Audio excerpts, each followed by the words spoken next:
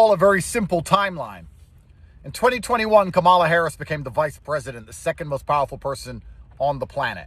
Because she was serving under Biden, who was senile, you could argue she was the most powerful person on the planet. In 2022, I became the most Googled man on the planet, the most famous man on planet Earth. I was shifting the masculine youth to the right and shaking them out of the apathy that they were suffering under in this feminized, misandric world. I was deemed a threat to the liberal world order and feminism as a whole. 2023, after becoming the most Googled man on the planet, I catch a case in Romania. Out of nowhere, my house is raided, and I'm thrown in jail on scam charges. No trial. I wasn't convicted of any crimes. I was simply thrown in jail. Do you think the most powerful person on planet Earth from the United States of America could influence the judicial system in a country as corrupt as Romania, considering I was seen as the number one adversary to this person? I am then released from jail after 4 months and forced to stay in my house for 3 solid years. While I'm in my house, I am being told via diplomatic cables and everybody else around me, my legal team, you name it, PR, etc., don't talk, Andrew. Be quiet and this will go away. Stay silent, stay in your house and wait. I ignore all instructions. I go against the MSM, guns blazing. I fight against them. I do their interviews. I do emergency meetings. I continue to talk. I continue to tell the truth while the police repeatedly raid my house and repeatedly drag me to jail. I do not quit. I do not shut up. I do not stop. I then campaign ultra heavily for Donald Trump to win the American presidential election, which he does. Then, all of a sudden, I'm let free. All of my cases disappear. Everyone just goes, oh yeah, it was made up. Bye. And they let me go. And Kamala Harris, my number one adversary from 2022, admits in her autobiography that I am part of the reason she lost. She admits we had a feud, and she admits she lost the battle. Because although she was attacking me with all the legal mechanisms she could find, I wouldn't quit, I wouldn't stop, I wouldn't give up. And she lost, I won. Understanding all that, do you understand the level of injustice my brother and I have suffered?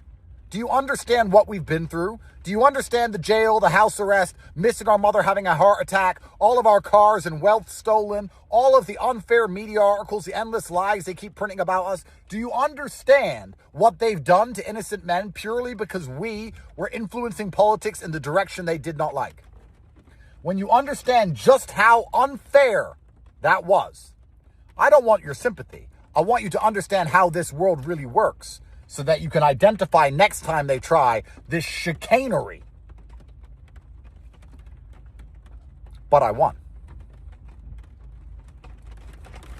Based on what Andrew Tate said in that video, do you believe that he's innocent? Or you think that this whole case is justified to happen? This next clip is a motivational speech that Andrew Tate gave in his car, and he's basically saying all the reasons why you should get rich. You know why it's so easy to win once you start winning? Money gives you more spins of the roulette wheel. Money gives you more flips of the coin.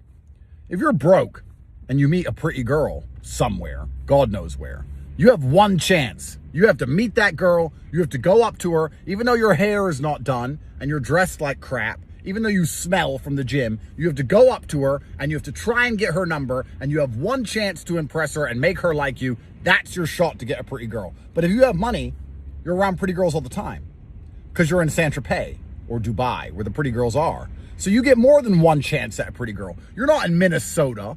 You're in Dubai where all the pretty girls are. So you get to try again and again. You can go try with a girl and she could say no. And then you could try with another girl and she could say no. And you could try with the third girl and she could say yes. And everyone will say, wow, how'd you get such a hot girl?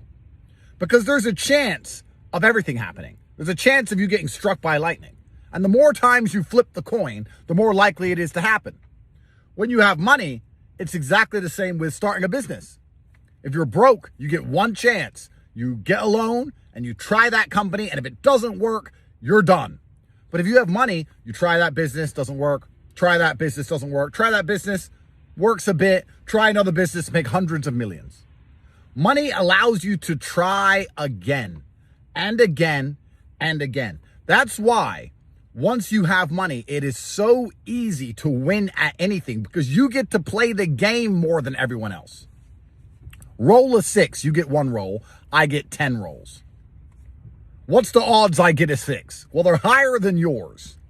So that's actually one of the most unfair advantages of money that no one talks about. It's not just that you perform better, because you do. People talk about this. If you're rich, you get girls. Yes, if I go up to a girl and I get out of a Ferrari and I'm famous and I have the best clothes on and I'm clearly oozing wealth, I have a higher chance with her. Yes, that is true.